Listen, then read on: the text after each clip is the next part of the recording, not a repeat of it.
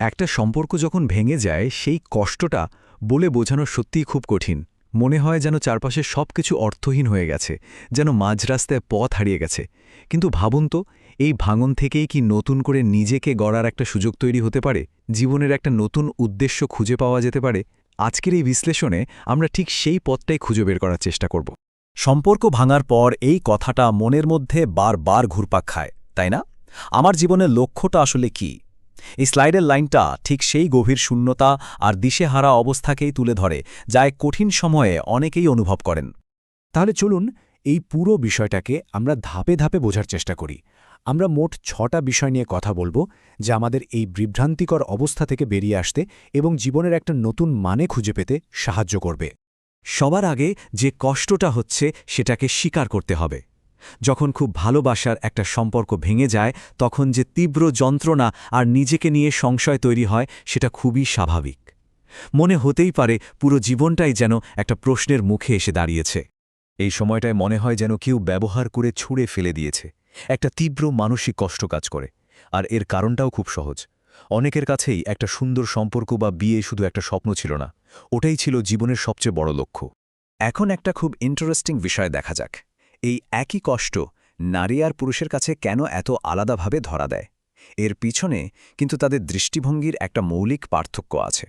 এই মূল পার্থক্যটা বুঝতে পারলেই পুরো ব্যাপারটা পরিষ্কার হয়ে যায়। দেখুন, পুরুষের জন্য প্রেম হতে পারে জীবনের একটা বড় আনন্দ, কিন্তু অনেক নারীর জন্য প্রেমই হলো জীবন। আর তাই সম্পর্ক ভাঙলে একজনের মনে হয় আনন্দ হারিয়ে গেল, আর অন্যজনের মনে হয় যেন জীবনের অর্থটাই হারিয়ে গেল। আর এই পার্থক্যটা একবার বুঝে গেলে ভবিষ্যতে নিজেকে আরও বড় কষ্ট থেকে বাঁচানোর জন্য একটা খুব জরুরি পদক্ষেপ নেওয়া যায়। চলুন দেখি সেই গুরুত্বপূর্ণ উপদেশটা কি। এখানে একটা কথা বলা হয়েছে যেটা শুনতে হয়তো একটু কঠিন লাগতে পারে, কিন্তু এটা ভীষণ জরুরি একটা সতর্কবার্তা। আর সেটা হলো বিয়ের আগে কারো মিষ্টি কথায় গলে না যাওয়া। কারণ কথা নয়, আসল ব্যাপার হলো কাজ আর সত্যিকারের অঙ্গীকার। এর পেছনের কারণটা খুব সোজাসাপটা। বিয়ের আগে সম্পর্কটা যখন প্রয়োজনের চেয়ে বেশি গভীর হয়ে যায়, তখন সেটা ভাঙলে যে কষ্টটা হয়, যে দীর্ঘস্থায়ী ক্ষতটা তৈরি হয়, সেটা প্রায় এক পক্ষকে একা বইতে হয়। আচ্ছা, তাহলে কি কেউ ছেড়ে চলে গেলি সব শেষ, নাকি এটাকে অন্যভাবেও দেখা যায়? চলুন এবার একটু দৃষ্টিভঙ্গিটা পাল্টে ভাবা যাক। এই কষ্ট আর মায়ার কারণেই মনে এই প্রশ্নটা বারবার আসে, তাই না? ওকে কি ফিরে পাওয়ার জন্য আমার চেষ্টা করা উচিত? এটা খুব স্বাভাবিক একটা প্রশ্ন, কিন্তু এর উত্তরটা আমাদের খুব পরিষ্কারভাবে বুঝতে হবে। দেখুন, যে সম্পর্কে কোনো কমিটমেন্ট বা প্রতিজ্ঞা নেই, সেই আকর্ষণটা অনেকটা কচু পাতার জলের মতো। দেখতে হয়তো খুব সুন্দর টলমল করছে, কিন্তু এক মুহূর্তেই হাওয়া।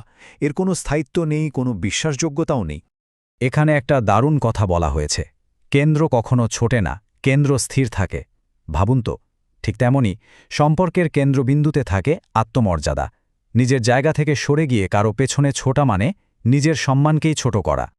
সোজা কথায়, যে আপনার প্রতি আগ্রহী নয় তার পেছনে ছুটবেন না। এতে সম্মান তো পাওয়া যাবেই না, বরং উল্টো নিজেকে আরও সহজলভ্য আর মূল্যহীন প্রমাণ করা হবে। তাই এই বিচ্ছেদটাকে ক্ষতি হিসেবে না দেখে একটা আশীর্বাদ হিসেবে ভাবুন তো। ভাবুন, হয়তো ভবিষ্যতের কোনো বড় বিপর্যয় থেকে আপনি বেঁচে গেলেন। যদি এই একই ঘটনা বিয়ে বা সন্তানের পর ঘটত, তাহলে পরিস্থিতিটা কতটা ভয়াবহ হতে পারত একবার ভেবে দেখেছেন? কিন্তু বলা যত সহজ, করা তো তত সহজ না। মন থেকে স্মৃতি মুছবেন কিভাবে? যদি কারো পেছনে ছোটা বন্ধ করে দেওয়া হয়, বারবার ফিরে আসা স্মৃতিগুলোকে কিভাবে সামলাবেন? এর সমাধানটা কিন্তু বেশ অন্যরকম। ব্যাপারটা অদ্ভুত হলেও সত্যি। আমরা যত কিছু ভুলতে চেষ্টা করি, সেটা তত বেশি করে মনে পড়ে। তাই জোর করে ভোলার চেষ্টা বাদ দিন, বরং নিজের মনকে অন্যদিকে ঘোরান। নিজের কাজ বা পড়াশোনায় মন দিন, নিজের শক্তিটাকে অন্যের উপকারে লাগান। এটাই হচ্ছে আসল কথা। যত ভুলতে চাইবেন তত বেশি মনে পড়বে। আসল ভোলাটা তখনই হবে যখন আপনি নতুন করে নিজের জীবনটাকে এত সুন্দরভাবে সাজিয়ে তুলবেন যে পুরনো স্মৃতিগুলো একা একাই ফিকে হয়ে যাবে। আর ঠিক এই কাজটা করতে গেলেই, মানে যখন আমরা নিজের কাজে বা অন্যের সেবায় মন দিই, তখন এমনিতেই আমাদের ভাবনার জগতে একটা বিরাট পরিবর্তন আসে। আর এটাই আমাদের যাত্রার শেষ এবং সবচেয়ে গুরুত্বপূর্ণ পর্যায়। এখানে জীবনের প্রয়োজন আর উদ্দেশ্যর মধ্যে পার্থক্যটা বুঝতে হবে। দেখুন, বিয়ে বা পরিবার একটা প্রয়োজন হতে পারে, কিন্তু জীবনের আসল উদ্দেশ্য কিন্তু আরও বড়। সেটা হলো নিজেকে একজন ভালো মানুষ হিসেবে গড়ে তোলা আর মানুষের জন্য কাজ করা। এটাই হতে পারে জীবনের একটা নতুন আরও গভীর লক্ষ্য। শুধু একটা সম্পর্কের মধ্যে নিজেকে আটকে না রেখে নিজের ভেতরের প্রতিভাগুলোকে বের করে আনুন, আর সেটা দিয়ে অন্যের জীবনে ভালো কিছু পরিবর্তন আনুন।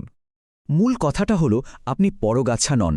আপনার পরিচয় অন্য কারো উপর নির্ভর করে না।